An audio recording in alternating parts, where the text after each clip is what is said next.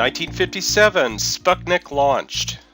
The Soviet Union inaugurates the space age with its launch of Sputnik, the world's first artificial satellite. The spacecraft, named Sputnik after the Russian word for satellite, was launched at 10:29 p.m. Moscow time from the Tyuratam launch base in the Kazakh Republic.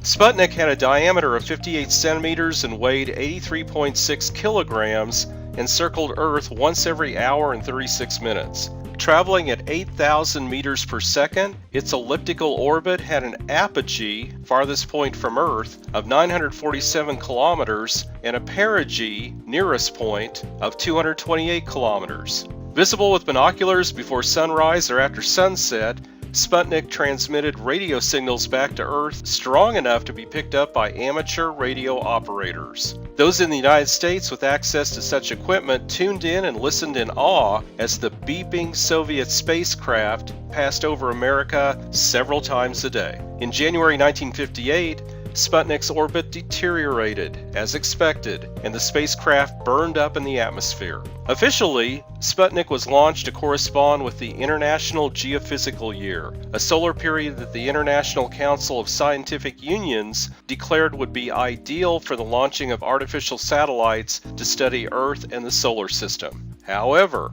many Americans feared more sinister uses of the Soviets' new rocket and satellite technology, which was apparently strides ahead of the U.S. space effort. Sputnik was some 10 times the size of the first planned U.S. satellite, which was not scheduled to be launched until the next year. The U.S. government, military, and scientific community were caught off guard by the Soviet technological achievement, and their united efforts to catch up with the Soviets heralded the beginning of the space race.